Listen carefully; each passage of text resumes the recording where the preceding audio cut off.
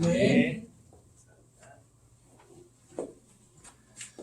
옆에 있는 분들과 한번 인사 나누겠습니다. 고맙습니다. 고맙습니다. 감사합니다. 감사합니다. 주님 안에서 사랑합니다. 주님 안에서 사랑합니다. 오늘도 말씀 통해 은혜는 귀한 날 되시길 바랍니다. 오늘은 제 8과 말씀과 함께하는 삶 같이 보겠습니다.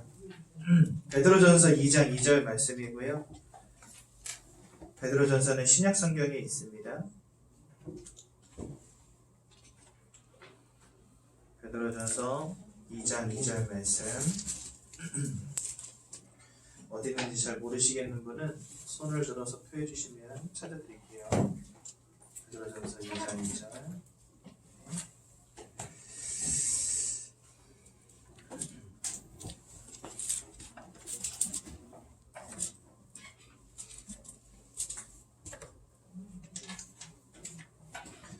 베드로전서 2장 2절 말씀 한 절만 우리 함께 봉독하도록 하겠습니다. 시작.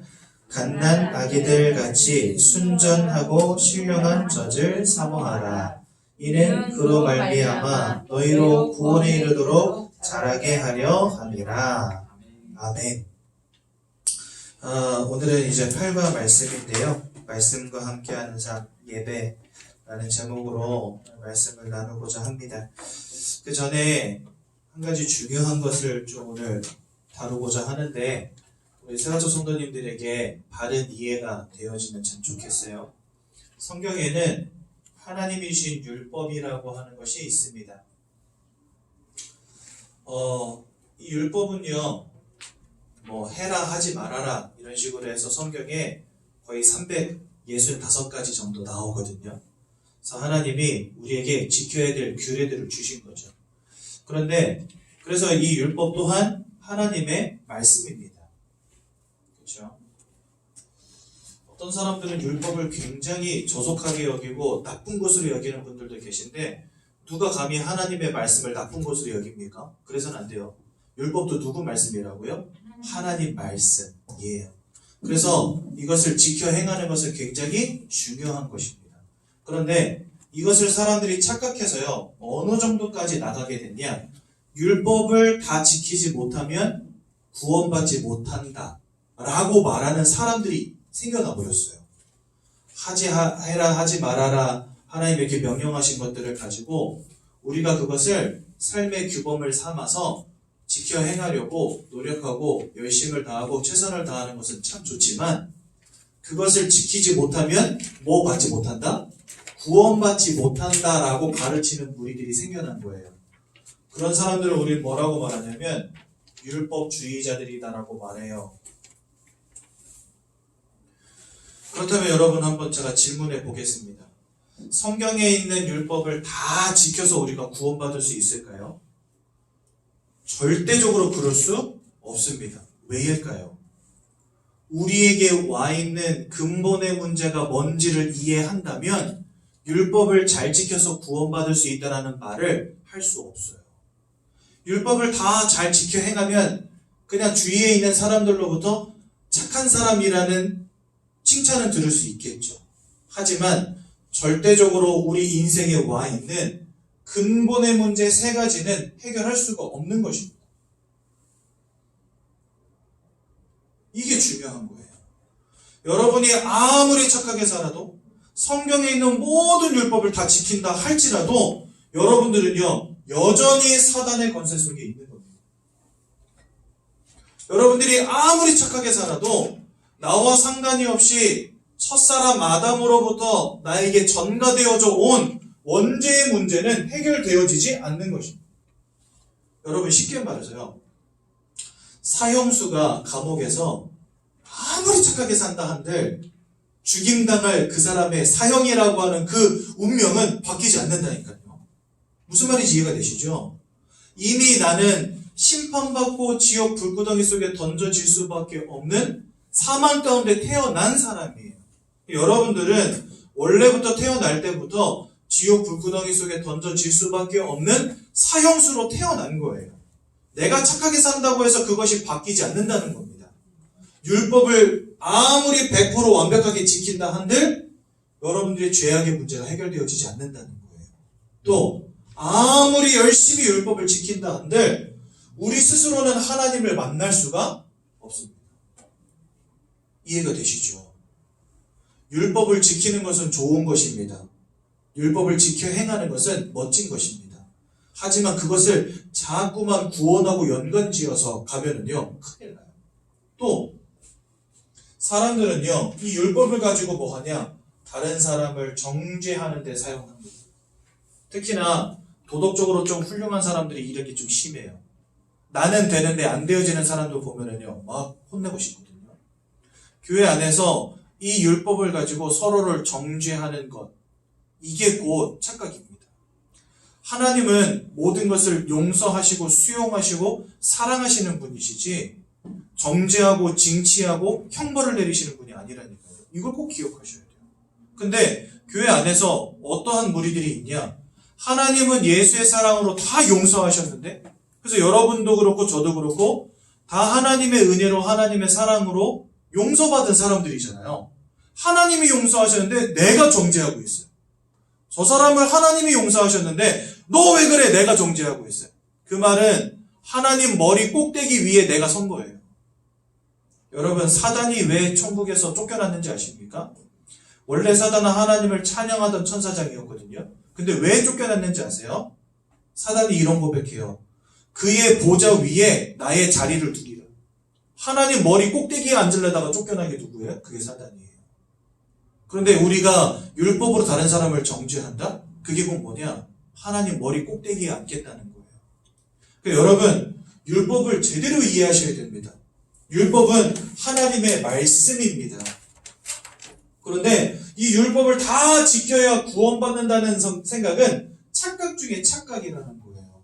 왜냐?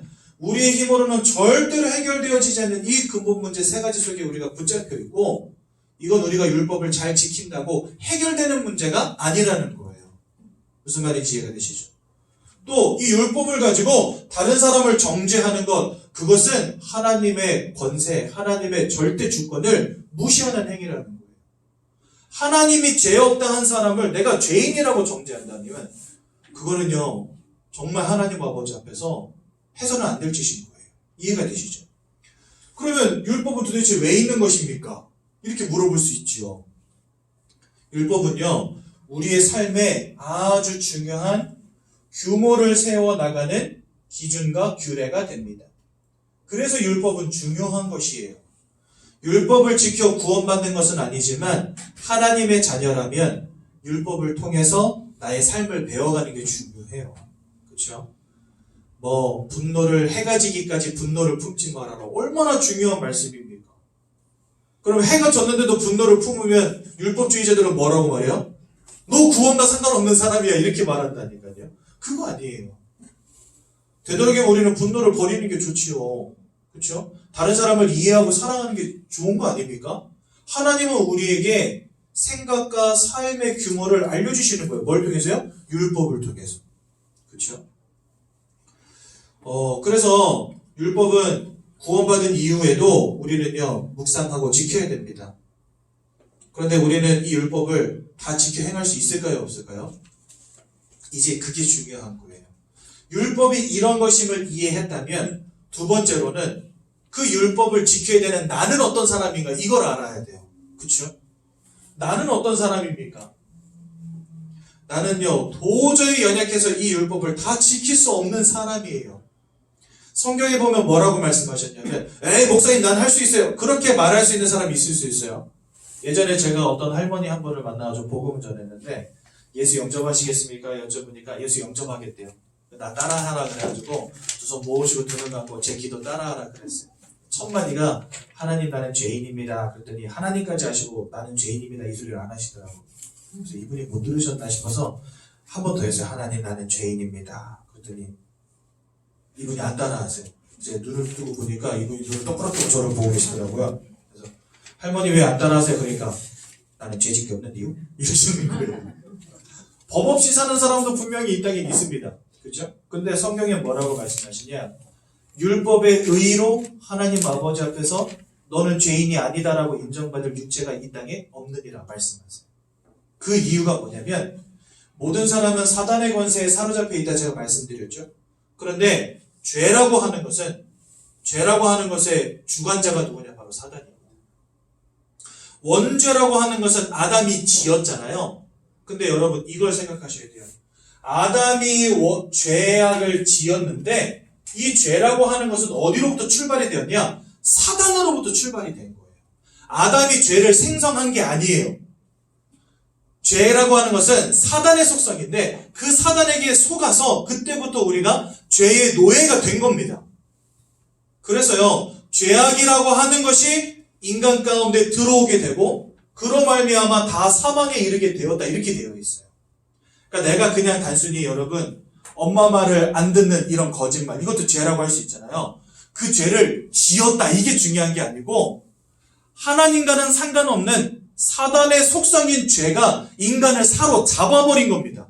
그래서 나도 모르게 늘 죄악 가운데 살아갈 수밖에 없게 된 거예요. 굉장히 어려운 말이거든요. 다시 한번 설명해 드릴게요. 아담이 죄를 지어낸 게 아니에요. 아담이 죄를 생성해낸 게 아니에요. 하나님을 대적하고 하나님을 대적하여 싸운 것이 바로 사단이잖아요. 그것을 죄라고 하는데 그 죄의 권세에 우리 모두가 걸려든 겁니다. 내가 죄를 지어내는 게 아니고 나는 죄라고 하는 것에 사로잡힌 인생이 된 거예요. 이 말을 이해하셔야 될 텐데. 그러니까 나는 죄악 가운데 살 수밖에 없고 나에게서 이 죄악의 문제가 계속 불거져 나올 수밖에 없는 인생이 돼버린 거예요. 이해가 되셔야 되는데 아무튼 너무 어려운 것까지 가버렸는데 그래서 사단에게 사로잡힌 나는 죄악으로부터 자유로울 수가 없어요. 이게 사실입니다. 그러니까 여러분 우리는요 죄악으로부터 자유로울 수 없고 또한 이 율법을 100% 지켜 행할 힘도 없는 사람들이 돼버린 거예요. 언제부터요? 하나님을 떠나서 원죄 가운데 빠져버린 그 순간부터. 그러니 그런 우리에게 이걸 100% 지켜서 구원받으라 하는 말은 그냥 빨리 가서 죽으라는 말밖에 안 되는 거예요. 무슨 말인지 이해가 되시죠? 그래서 여러분 율법을 제대로 이해해야 되고 나의 영적 상태를 제대로 이해해야 됩니다. 그렇기 때문에 우리에게 필요한 건 오직 뭐밖에 없다라고 결론 내려지냐? 복음밖에 없다라고 결론 내려지는 겁니다. 그렇죠? 여러분 예수님이 복음, 이 율법의 마침표가 되셨다. 여러분 마침표는 뭐 할 때 써요? 끝낼 때 쓰는 게 마침표잖아요. 그러면 율법을 하나님이 없애신 거냐? 그건 아니죠. 하나님이 법 위에 법을 세우신 거예요. 쉽게 말하자면. 이전까지는 해라 하지 말아라 이거 지키느냐고 사람들이 막 부지런히 노력하며 살아왔거든요. 근데 하나님이 이 모든 것을 상세할 한 법을 세우신 거예요. 그 법이 뭐냐? 주 예수를 믿으라 그리하면 너와 내 집이 구원을 받으리라. 다른 거 다 필요 없고 예수만 믿으면 돼 라고 하는 최고의 법을 세우신 거예요. 이해가 되시죠? 그래서 율법의 완성, 율법의 마침표라고 표현하신 겁니다. 율법을 폐한 게 아니고 율법 위에 최고의 법을 하나님 세우신 거예요. 그게 뭐냐? 예수만 믿으면 돼. 무슨 말인지 이해가 되시죠? 그래서 이 복음은 나의 연약함과도 상관이 없고, 그렇죠? 율법을 다 지켜야만 된다고 하는 그 의무와도 상관이 없는 겁니다. 오직 주 예수를 믿을 때 나의 연약함과 상관이 없이 율법의 한계와 상관이 없이 구원받게 되는 거예요. 이걸 우리는 은혜라고 하는 겁니다. 여러분 생각해 보세요. 아직도 많은 사람들이 신앙생활 하면서 이 율법에서 자유롭지 못해요. 왜 그러냐? 나에게 와 있는 인생의 근본의 문제가 뭔지가 이해가 안 돼서 그렇고, 두 번째로 복음이 무엇인지 이해가 안 됐기 때문에 그래요. 그럼 우리는 예수를 통해서 구원받은 사람들이잖아요. 그럼 지금부터 우리에게 율법은 어떤 의미가 있을까요? 반드시 지켜 행해야 되는 부분이지만 그것을 우리가 지키지 못한다고 해서 구원으로부터 떨어지는 건 아닙니다. 무슨 말인지 이해가 되시죠? 저것은 우리에게 중요한 규범이고 규례가 되고 기준이 되지만 우리가 그것을 지키지 못했다고 해서 구원으로부터 떨어지는 건 아니라는 거예요. 하지만 하나님 주신 율법을 묵상하고, 왜냐하면 그것도 하나님 말씀이니까 우리가 묵상하고 지켜 행하는 것은 당연한 것입니다. 율법을 지켜 행하는 것은 당연한 것입니다. 그리고 여러분, 일각에서는 이런 분들도 계세요. 우리가 구원받기 전에는 이 창세기 3장에서 연약한 사람들이었지만 구원받고 난 다음에는 주의 성령이 함께 하시기 때문에 이 율법을 다 지켜 행할 수 있다라고 말하시는 분들도 계시거든요. 그게 바로 착각이고 오해입니다. 육신의 장막을 벗어나기 전까지 우리는요, 절대적으로 육신의 유혹, 사단의 유혹으로부터 자유로울 수 없어요. 그래서 성경은 우리에게 뭐라고 말씀하시냐면 마귀에게 틈을 주지 말아라. 에베소서 6장 26절입니다. 말씀하십니다. 그게 뭐냐? 우리는 날마다 죄의 유혹 가운데, 사단의 유혹 가운데 살아간다는 거예요. 언제까지요? 천국에 이르는 그 날까지. 그래서 나는 또 무너지기도 하고 넘어지기도 하고 또 실수하기도 합니다. 그럴 때마다 우리는 누구 바라보는 거예요? 예수 그리스도 바라보는 거예요. 이해가 되시죠? 사실은 저희랑 같은 교단에 계셨던 제 은사 목사님이 한 분 계신데 그 목사님이 그렇게 말씀하세요. 제가 좀 전에 했던 말처럼 말씀하세요. 근데 우리 다락방은, 우리 교단은 항상 뭘 말합니까? 오직 예수면 돼. 예수의 은혜면 끝나. 우리의 부족함 아시기 때문에 또 주님 바라보면 돼. 이렇게 말하잖아요. 목사님은 그 말이 세상에서 제일 싫은 거예요. 너 성령 없어. 너 구원 안 받았어. 죄와 싸워 이겨야지. 넌 이길 수 있어. 이러면서. 그래서 죄를 이기지 못하면 그거는 성령 충만 아니라는 거예요. 저는 그렇게 생각하지 않습니다. 하나님은 처음부터 우리가 아직 죄인 되었을 때에 우리를 위해서 그리스도를 보내시고 우리를 구원하셨어요. 내가 죄를 짓지 않고 하나님 아버지 앞에 착하게 사니까 구원 주신 게 아니고 나는 죄를 범하지 않을 수 없고 죄로부터 자유로울 수 없는 걸 아시기 때문에 하나님이 그 죄의 권세로부터 나를 해방시켜 주신 거예요. 내가 잘하기 때문에 구원 주신 게 아니라 나의 힘으로는 구원의 축복 가운데로 들어갈 수 없는 연약한 자이기 때문에 하나님이 직접 찾아와 주신 거예요. 그래서 한 번도 우리에게 죄로부터 완전히 거룩하라고 요구하신 적이 없어요. 하나님. 오로지 연약할 때마다, 부족할 때마다, 넘어질 때마다 또 여호와의 은혜 가운데로 들어가라 하셨어요. 또 주님 바라보라 하셨어요. 그게 바로 복음입니다. 무슨 말인지 이해가 되시죠? 우리 새가족분들은요, 그래서 이 율법과 복음이라고 하는 것을 정확히 이해하고 시작하셔야 돼요. 그러지 않으면 여러분, 공중도덕도 잘 지켜야 되잖아요. 그죠? 교통법규 잘 지켜야 되잖아요. 인간적으로 이거 바라보면요, 율법 다 지켜 행해야 되는 걸로 바라봅니다. 그거 안 하면 큰일 날 줄 알고. 아니에요. 하나님 세우신 율법은 그런 의미로 주신 게 아니래요. 그래서 우리 이 자리에 계신 성도님들, 율법과 나와 복음, 이 세 부분의 관계를 정확히 이해하시고 오늘부터 율법으로부터 자유로우시기 바라고 오직 복음으로 승리하시기 바랍니다. 이게 오늘 감단 말씀이었어요. 네. 좀 어려운 내용이지만 새가족분들 잘 이해하셔야 됩니다. 앞으로 저랑 말씀 계속 나누다 보면은요, 이런 부분들 자주 나누게 될 거예요. 이거는 직접적으로 구원과 상관에 있는 내용이기 때문에 자주 나누게 될 거예요. 그래서 여러분, 예전에 한번 제가 누가 천국 가고 누가 지옥 갑니까? 라고 하는 부분을 한번 이야기하려다 그게 시간이 너무 오래 걸릴 것 같아서 나중에 이야기하겠다 그랬는데 이것도 연관이 있어요. 여러분, 누가 천국 가고 누가 지옥 갑니까? 보세요.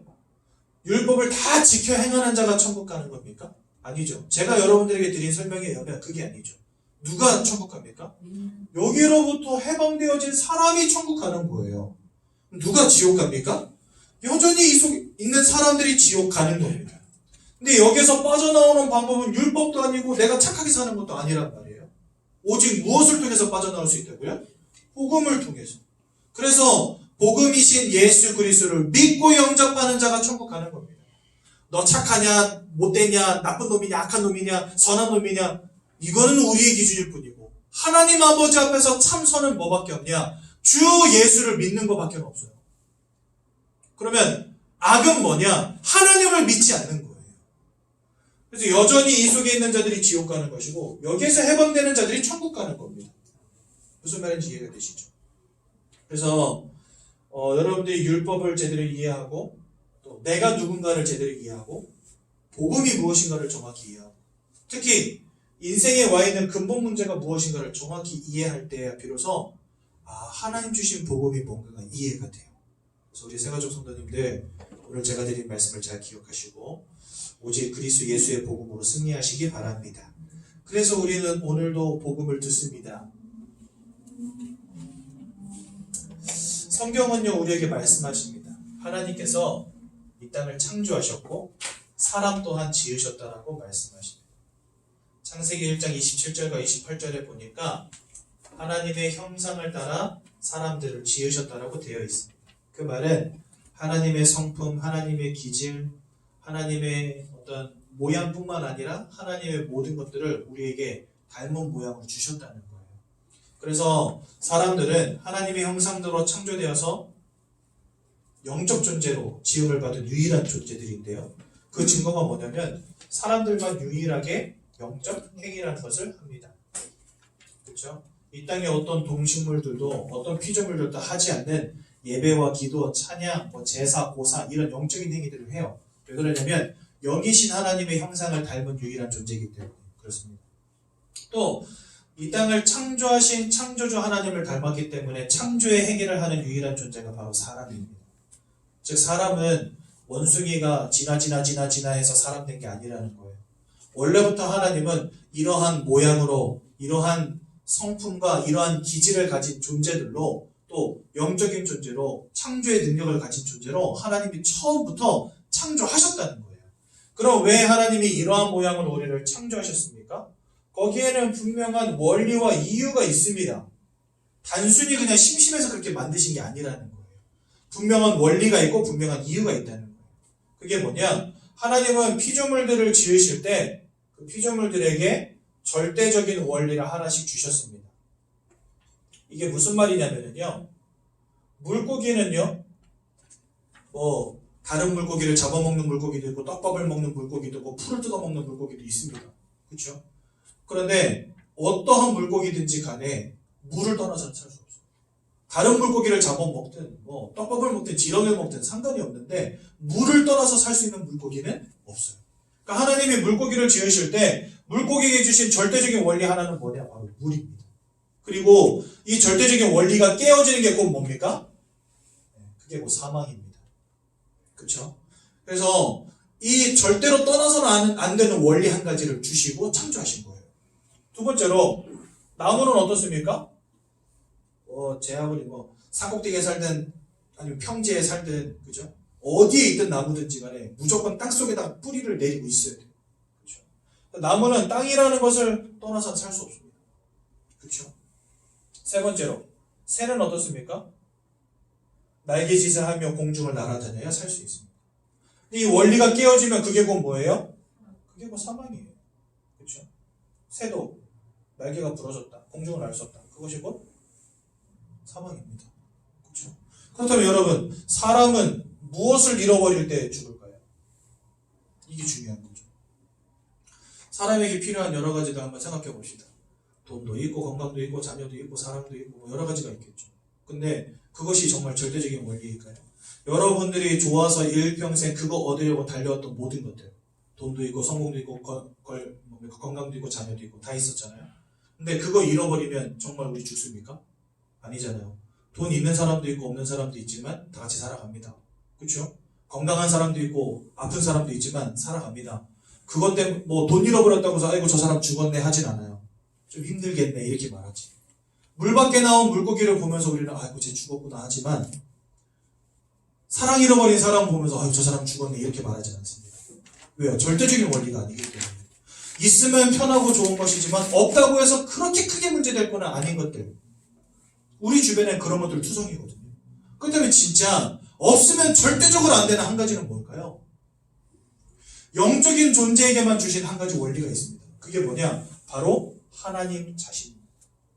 그 사람은요, 하나님을 알고 하나님과 함께 할 때만 행복한 존재로 하나님이 처음부터 만드셨어요. 물고기는 물속에 있을 때만 생육하고 번성하는 존재로 만드셨듯이 사람은 하나님과 함께 할 때 그때야 비로소 행복하고 생육하고 번성하는 존재로 만드셨다는 거예요. 이거는요, 세상에서 가르쳐주지 않는 원리입니다. 오직 성경에만 있는 원리예요. 그러니까 세상 사람들은요, 이런 원리가 있는 것도 알지 못하고 하나님을 믿어야 될 이유도 알지 못한 채 살아갑니다. 여러분 잘 아셔야 돼요. 하나님을 잃어버린 사람이 곧 사망이라는 사실을 성경은 우리에게 이렇게 가르칩니다. 무슨 말인지 아시죠? 죄송한데 히터 좀 꺼주시면 너무 더워서 제가 지금 땀이 막 등이 다 젖고 있거든요. 입춘이 지난 지 꽤 됐는데 동장군님이 잠깐 오셔가지고 며칠 동안 추웠잖아요. 그렇죠? 오늘은 여러분 영상 17도까지 간대요. 제가 얼마나 눈치 없는지 아십니까? 지난주 엄청 추웠잖아요. 근데 지난주에는 오늘은 패딩 안 입고 가도 되겠는데 좀 패딩 안 입고 갔다가 벌벌 떨고, 오늘은 날씨 완전 따뜻한데 야 지난주처럼 당하진 않을 거야 이러고서 패딩 입고 왔는데 지금 더워가지고 땀이 질질 납니다. 사람이 눈치가 좀 있어야 되는데 제가 눈치가 없었어요. 그래가지고 여러분 오늘 날씨 엄청 따뜻한데 네, 건강 조심하십시오. 새벽하고 저녁에는 아직도 춥거든요. 이럴 때 감기 잘 오잖아요. 건강 조심하십시오. 사람에게 하나님이 이러한 절대적인 원리를 하나 주셨는데 이것을 잃어버리는 사건이 성경에 보니까 터진 거예요. 이 자리에 계신 그 누구도 태어날 때부터 하나님을 알고 태어나는 사람 아무도 없습니다. 왜 그럴까요? 물고기는 물속에서 태어나는 게 자연스럽잖아요. 나무가 땅이 없는데 뿌리를 내리고 살아가는 법이 있습니까? 없어요. 나무가 땅에 뿌리를 내리고 처음부터 싹을 틔우는 건 너무나 당연한 겁니다. 하나님을 알고 사람이 하나님을 알고 하나님 안에서 태어나는 것은 너무나 자연스럽고 당연한 거여야 되는 거예요. 근데 여러분 그 자연스럽고 당연한 거 모르고 사셨잖아요. 지금까지. 즉 그 말은 우리가 하나님과 상관없는 인생, 하나님을 모르는 인생으로 전락한 사건이 있었다는 겁니다. 그건 우리는 뭐라고 하느냐? 바로 근본 문제라고 하는 거예요. 성경에 보니까 아까 말씀드린 이 세 가지거든요. 하나님을 대적하여 타락한 존재가 있다라고 성경 말씀하십니다. 이 녀석은 하나님의 대적이에요. 그런데 우리의 대적이기도 합니다. 왜일까요? 우리는 하나님을 닮은 존재거든요. 이해가 되시죠? 하나님의 대적이기도 하거니와 하나님을 닮은 존재인 우리의 대적이기도 합니다. 이 사단이. 그 사단이 아담과 하와를 속여서 하나님이 따먹지 말란 선악과를 따먹는 원죄를 짓게 만들고 결과적으로는 하나님과 단절된 인생, 하나님을 떠나는 인생으로 전락하게 만들어버렸어요. 우리는 이 세 가지 문제를 뭐라고 하냐? 인생의 근본 문제라고 합니다. 즉 누구나 가지고 있고 인생의 모든 문제와 저주와 재앙의 시발점이 되는 근본적인 문제. 이 속에서 여러분들이 태어나게 된 겁니다. 하나님도 알지 못한 채. 그러니까 물고기가 물 밖에 나오면 어떡하죠? 막 살겠다고 탁탁탁 하잖아요. 우리 인생이 그런 인생이 된 거예요. 하나님 안에서 태어나는 것이 자연스럽고 하나님을 알고 하나님을 섬기며 살아가는 것이 당연한 것인데 그 모든 축복을 잃어버린 채 물 밖에 나온 물고기와 같은 인생 돼버린 거예요. 그러니 여러분 얼마나 고통이 따르는 인생이 되겠습니까? 하나님을 그냥 아이고 하나님 떠났나 보다 이러고 생각할 문제가 아니라니까요. 물고기가 물 밖에 나왔다 생각해 보세요. 얼마나 절망이고 얼마나 고통입니까? 그렇죠? 아이고 나 물 밖에 나왔나 보다 이렇게 생각하는 물고기 있을까요? 없다니까요. 하나님 잃어버렸구나 이렇게 간단하게 생각할 문제가 아니라는 거예요. 왜냐면 그때로부터 인생의 모든 고통, 인생의 모든 저주, 인생의 모든 재앙, 인생의 모든 실패가 시작된 것이기 때문에. 성경은 첫 번째로 뭘 말씀하시냐? 요한복음 8장 44절에 보니까 우리가 사단의 노예, 죄의 노예가 되어버렸다고 성경 말씀하십니다. 맞습니다. 이것을 세상 사람들은 뭐라고 말하냐? 운명과 사주팔자라고 말해요. 내가 절대로 거스를 수 없는 운명, 뭔가 나의 인생을 쥐고 흔드는 절대적인 힘이 작용한다는 사실을 세상 사람들도 알고 있다는 거예요. 내가 아무리 몸부림쳐도 빠져나올 수 없는 뭔가 절대적인 어떤 힘이 나를 잡고 있다는 걸 알고 있다는 거예요. 그걸 운명과 사주팔자라고 표현하는 거거든요. 사단인 것은 모르니까 운명과 사주팔자라고 말하는 겁니다. 근데 성경은 뭐라 말씀하시냐? 사단에게 속한 자가 되었고 사단에게 사로잡힌 자가 되었고 공중권세 잡은 자를 따를 수밖에 없게 되었고 불순종의 아들들 가운데 역사하는 영을 따라 살 수밖에 없게 되었다라고 성경 말씀하세요. 그래서 본질상 진노 가운데 던져질 수밖에 없는 자녀가 되었다. 아까 우리 장로님 기도해 주셨잖아요. 본질상 진노의 자녀로 살아갈 수밖에 없는 존재가 되었다. 즉 사단에게 사로잡힌 인생, 운명과 사주팔자에 사로잡힌 인생이 되어버리고 만 겁니다. 그러니까요 이 속에서 뭐 할 수밖에 없냐? 사단이 원하는 대로 하나님을 섬기며 하나님을 바라보는 인생이 아니라 귀신 섬기며 우상 섬기는 인생이 되어버리고 만 겁니다. 열심히 차려놓고 빌고 깎아놓고 빌고. 저 어렸을 때 저희 할머니가 그렇게 고사를 지내셨어요. 여러분 고사 지낼 때 돼지머리 갖다 놓고 하잖아요. 그렇죠? 요즘에는요 사람들이 플라스틱 돼지머리 갖다 놓고 하는 거 아세요? 근데 그 플라스틱 돼지머리가요 그냥 돼지가 아니에요. 활짝 웃는 돼지예요. 이렇게 웃어야 돼요. 활짝 웃는 돼지를 갖다 놔요. 보기 웃대요. 그래서요 플라스틱 돼지가 다 웃고 있어요. 근데 옛날에 진짜 생머리를 잘라가지고 그거 삶기 전에 사람들이 어떻게 했는지 아십니까? 웃는 상이어야 되잖아요. 다 삶았는데 돼지가 이러고 있으면 안 되잖아요. 그러니까 웃는 상 만들려고 이쑤시개로 이곳저곳을 찝어가지고 웃는 상을 만들어서 삶아요. 그러면 그 웃는 얼굴이 유지가 돼요, 돼지가. 그래가지고 진짜 웃긴 게 뭔지 아세요, 여러분? 돼지 그 상 차려놓고 거기 꼭대기에다 돼지머리 딱 올려놓는데 돼지가 나를 보고 웃고 있어요. 할머니랑 같이 나가가지고 고사상 앞에 딱 섰는데 돼지가 이러고 웃고 있다니까요, 나를 보면서. 여러분, 삶은 돼지머리가 진짜 여러분들 인생을 축복합니까? 그 진짜 원시적인 생각 아니에요? 대학 나왔다는 분들이 저 삼성 이런 데서 일하는 엘리트들이요, 고사 지내요. 웃기지 않습니까? 그게 바로 뭐냐? 그 영혼이, 그 삶이, 인생이 사단에게 사로잡혀서 똥인지 된장인지 구분이 안 되는 거예요. 사단이 원하는 대로 귀신 섬기며 우상 숭배하게 만들어버린다니까요. 여러분 인생에 갑자기 문제 온다 생각해보세요. 그러면 누가 시키지 않아도 이거 합니다. 부적이라도 써야 되겠다. 무당이라도 찾아서 부닥거리라도 한번 해야 되겠다. 나도 모르게 우상 숭배로 생각이 싹 가버려요. 왜요? 그 생각과 마음과 영혼이 사단에게 사로잡힌 상태이기 때문에 자연스럽게 우상 숭배합니다. 고린도전서 10장 20절에는 뭐라 말씀하는지 아십니까? 이것이 귀신과 교제하는 것이다. 사단에게 사로잡힌 것도 억울해 죽겠는데 어떻게든 불행을 막아보겠다고 했던 고사, 제사 뭐 이런 것들이 귀신과 교제하는 거예요. 사단을 따르는 무리들과 교제하는 거예요. 사단은 모든 것을 빼앗고 죽이고 멸망시키는 자라고 요한복음 10장 10절에 말씀하시는데 그 녀석을 따르는 무리들과 교제하는 거예요. 그러니 여러분 우상숭배만 하면 할수록 가정과 가문의 우한 질고가 끊이질 않는 겁니다. 막아지는 게 아니에요. 더 큰 재앙을 불러들이는 거예요. 그래서 여러분 교회에서는 제사 지내지 말라고 가르칩니다. 그건 효도하지 말라는 말하고 다른 말이거든요. 우리는 효도하라고 가르칩니다. 부모님 돌아가신 다음에 돌아가신 날 밥상 한번 차리는 게 효도입니까, 여러분? 살아계실 때 잘하세요. 이제 겨울 다 지났죠. 코로나라 조금 그렇긴 하지만 그래도 이렇게 부모님 한번 모시고 사람들 많이 몰리지 않는 곳으로 강으로 산으로 둘러 한 번씩 바람도 쐬드리고 맛있는 것도 좀 사드리고 용돈도 좀 팍팍 넣어드리고 그게 효도지. 돌아가신 다음에 제사상 한번 차려놓고 아이고 엄마 이게 효도입니까? 그리고 저는 1년에 딱 한 끼 차려드리는 것도 웃겨 사실은. 그렇게 부모님 사랑하면 1년에 한 끼 차려드리는 364일 굶겨놓고 364일 2끼 굶겨놓고 제사상 한번 건강하게 차려가지고 어머니 맛있게 드십시오 불효자는 옵니다. 여러분 그거 효도입니까 진짜? 그 진짜 제사를 드리려면 제대로 드려야죠. 365일 하루 3끼씩 빠지지 않고 제사상 올리는 사람들은 내가 상 줄 거예요 찾아가서. 그건 진짜 효도 같아. 그 정도 할 것 같아. 근데 사람들 1년에 딱 한 끼 차려가지고 올리면서 부모님께 효도한다 생각하잖아요. 사실은 그거 효도입니까? 아니죠. 솔직히 말해봅시다. 그거 왜 해요? 안 했다가는 다리 몽둥이 부러질까봐 하는 거잖아요. 솔직히 말하면. 그게 우상 숭배라는 거예요. 효도가. 근데 여기에 누가 역사한다고요? 귀신이 역사한다. 그러니 영혼이 사로잡히고 늘 귀신과 교제하는 인생을 살아가는데 그 마음과 생각이 온전할 수 있냐 말이죠. 여러분. 근심으로 걱정으로 염려로 무너질 수밖에 없고 우울증, 조울증과 같은 문제 가운데 빠질 수밖에 없고 슬픔, 근심, 걱정이 사로잡힐 수밖에 없고 인생의 평안함을 잃어버렸다니까요. 그 주님 뭐라 말씀하시냐? 세상이 줄 수 없는 평안을 내가 너희에게 주겠다. 세상에서는 이런 평안을 찾을 수가 없는 거예요.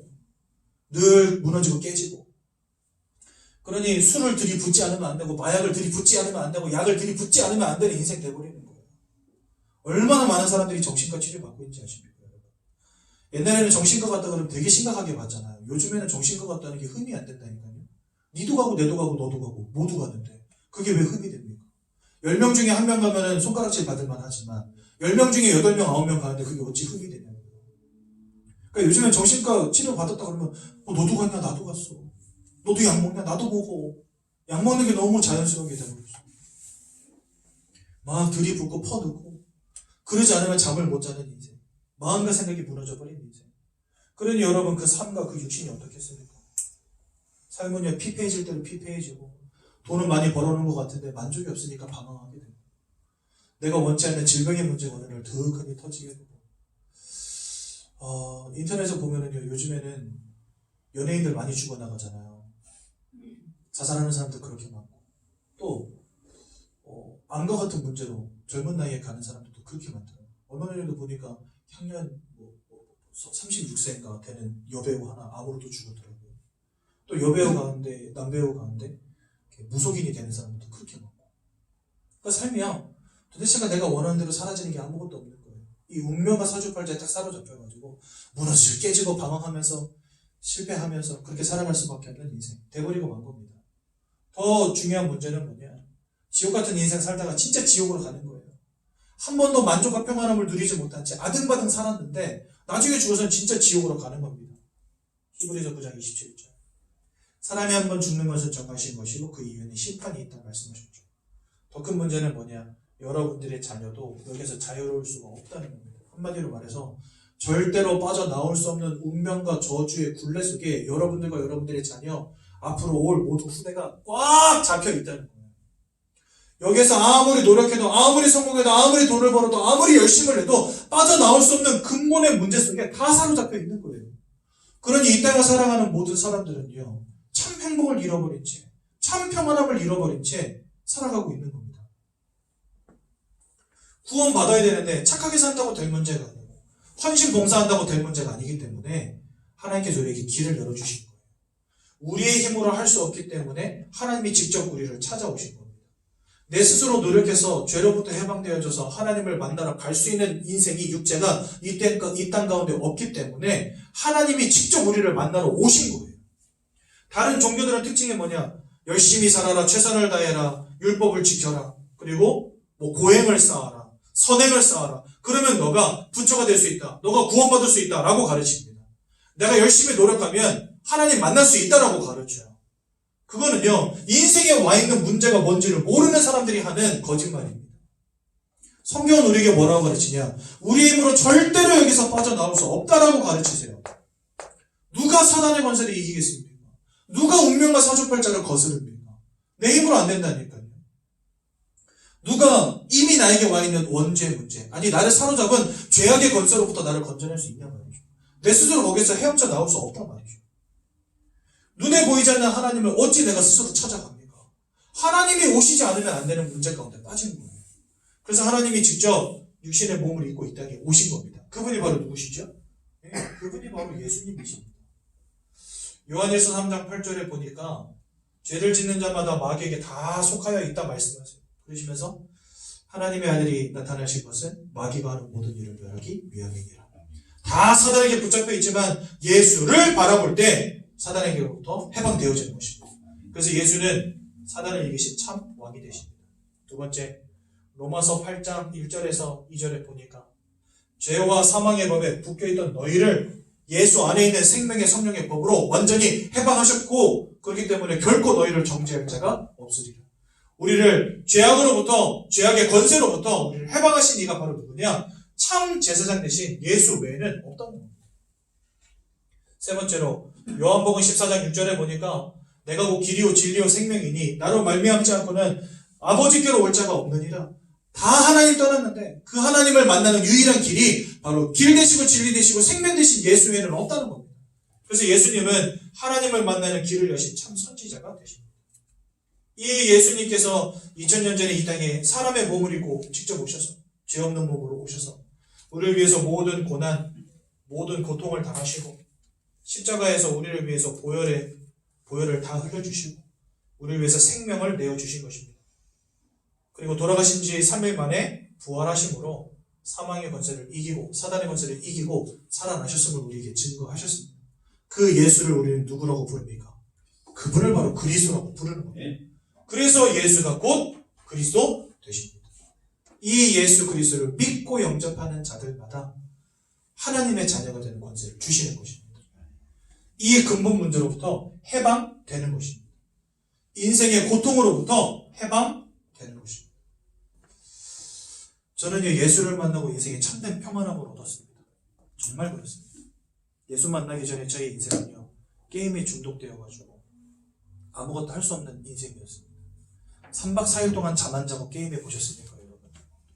제가 집에서 게임하면 아버지한테 등짝 맞으니까 집 밖에 나가가지고 가출 상태로 게임을 했거든요. 3박 4일 동안. 3박 4일 동안 게임을 했는데 결국에는 PC방에서 나왔죠. 3박 4일 동안 게임하고 나왔어요. 근데 나온 이유가 뭔지 아세요? 피곤해서 나온 게 아니었어요. 돈이 다 떨어져서 나왔어요. 주머니에 돈이 더 있었으면 아마 6박 7일도 했을 수 있을 것 같아요. 진짜 거기에서요, 그 쬐끄만 의자에 쪽잠 30분씩 자가면서 게임하고.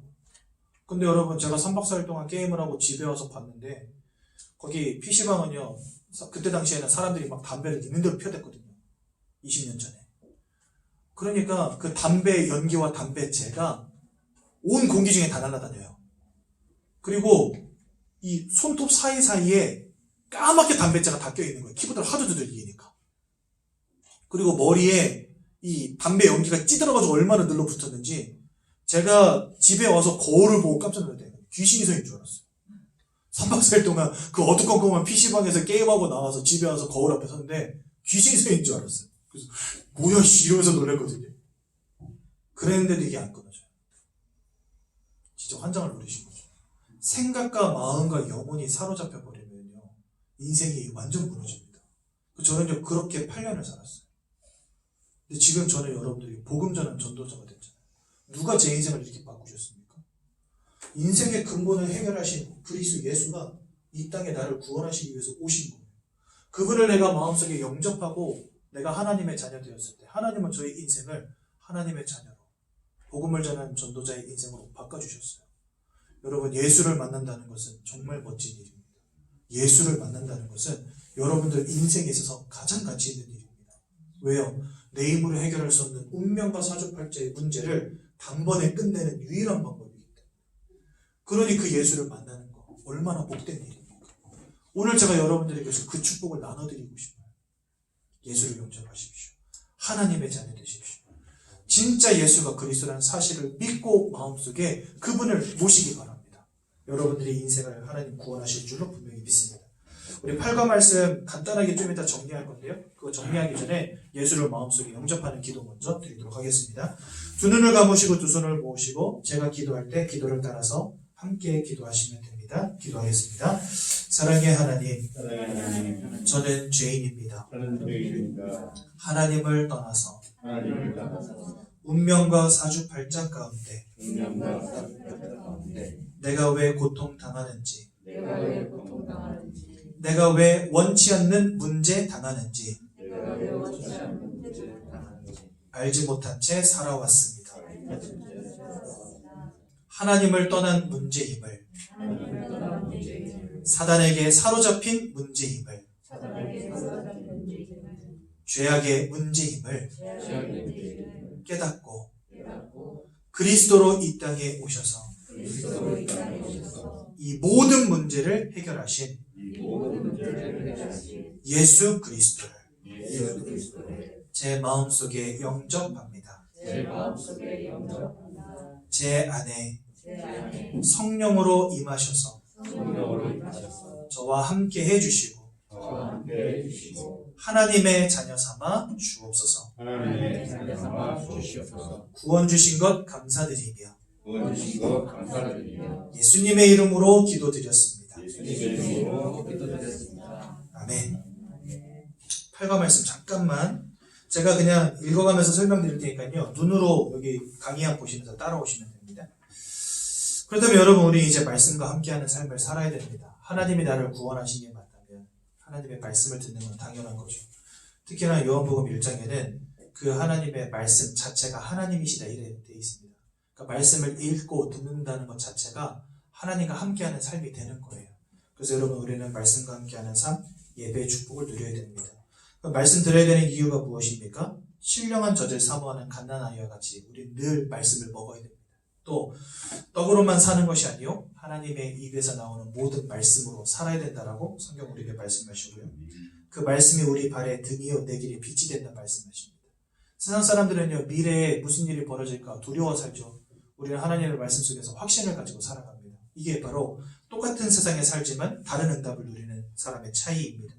그러면서 이 말씀에서는 우리 날마다 구원의 진리를 알아가는 것입니다. 그러니 말씀드려야 되는 거죠. 성경은 하나님의 말씀이죠. 디모데후서 3장 15절에 보니까 하나님의 감동으로 기록이 되었다 이래 되어 있습니다. 즉 하나님의 성령으로 역사하셔서 기록하셨다는 거죠. 그래서 이 성경은 총 66권이지만 단 하나의 주제를 가진 책입니다. 여러분 66명이 수천 년에 걸쳐서 다른 지역, 다른 환경, 다른 곳에서 쓰였는데도 불구하고 주제가 하나로 동일해요. 이게 어떻게 가능할까요? 하나님이 66개의 붓을 가지고 성경을 기록한 모든 사람들을 붓으로 표현한다면 그 붓을 움직이신 이가 하나님 한 분이시라는 거예요. 그러니까 하나님의 감동으로 많은 저자들의 인생을 움직이셔서 성경을 기록하셨기 때문에 쓴 이는 한 분이라는 겁니다. 그래서 주제가 하나일 수 있는 거죠. 구약은 39권, 신약은 27권인데 구약은 약 100년 동안 37명의 저자에 의해서 쓰여졌고요. 신약은 27권인데 약 500년이라 되는데 500년 아니고 약 50년, 70년입니다. 50년 내지 70년 동안 9명의 저자에 의해서 기록됐습니다. 그런데 성경이 총 기록된 기간은 1500년이에요. 구약은 1000년이고 신약은 70년인데 왜 1500년입니까? 하나님의 계시가 끊긴 시간이 약 400년이 돼요. 구약과 신약 중간기에 400년 동안 하나님의 계시가 없었어요. 그래서 그 400년의 공백기를 합쳐서 구약 1000년, 신약 70년, 그 다음에 공백기 400년 합쳐서 1500년 되는 겁니다. 그러니까 마지막 성경이 쓰여지기까지 기간이 1500년이 걸렸다는 거예요. 1500년 동안 46명, 약 46명의 저자를 통해서 66권이 쓰여졌는데 주제가 한 가지다. 이게 왜 가능하냐? 하나님 한 분이 쓰신 것이기 때문에. 그러니 그 말씀을 읽고 묵상하고 붙잡는 것, 이것이 인생의 축복이 되는 겁니다. 그러면서 그 말씀이 선포되어지는 예배는 그래서 최고의 자리죠. 하나님은 예배하는 자를 찾으시고요. 영과 진리로 예배해야 합니다. 그리고 황소를 드림보다 감사의 찬송을 더 기뻐하시고 오직 하나님께만 집중하는 예배를 하나님 원하십니다. 예배를 통해서 말씀을 듣는 인생, 그것이 곧 인생의 승리입니다. 여러분 승리하는 자의 인생 사시기 바라고 예배를 통해 날마다 하나님의 말씀 붙잡는 귀한 축복 누리시기 바랍니다. 제가 한번 기도하고 오늘 말씀을 마치도록 하겠습니다. 사랑의 하나님 은혜 너무나 감사를 드립니다. 지금 이 시간 이 자리에 성령으로 역사하여 주셔서 그리스도가 밝히 보여지는 은혜를 우리 모든 새가족 성도님들에게 허락하여 주시고 일평생 예배의 축복을 누리는 가운데 말씀 따라가는 복된 인생 되도록 인도하여 주옵소서. 예수님의 이름으로 기도드렸습니다. 아멘. 찬송가 85장 1절만 하나님께 드리겠습니다.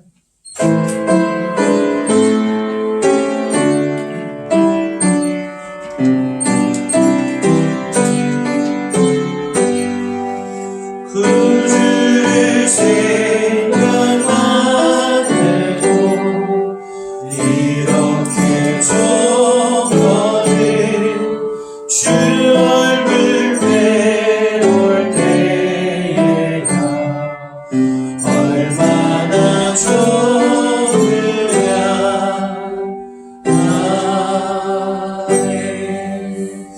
우리 교제 맨 앞에 보시면 주기도문 잘 나와 있습니다. 함께 고백하고 예배를 마치도록 하겠습니다. 하늘에 계신 우리 아버지여, 이름이 거룩히 여김을 받으시오며 나라의 마음시오며 뜻이 하늘에서 이루어진 것 같이 땅에서도 이루어지이다. 오늘날 우리에게 일용할 양식을 주옵시고 우리가 우리에게 죄 지은 자를 사하여 준 것 같이 우리 죄를 사하여 줍시고 우리를 시험에 들게 하지 마옵시며 다만 하셔서 구하옵소서. 내게 나라와 권세와 영광의 아버지께 영원히 있사옵나이다. 아멘.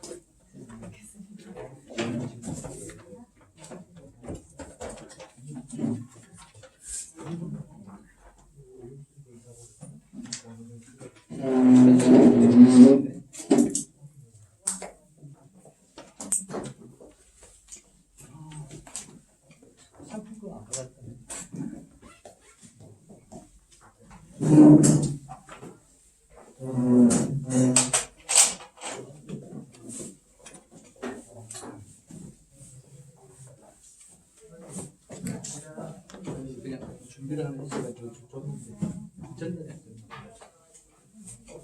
그리고 저 이번 주에 전화했는데 전화가 안 되더라고.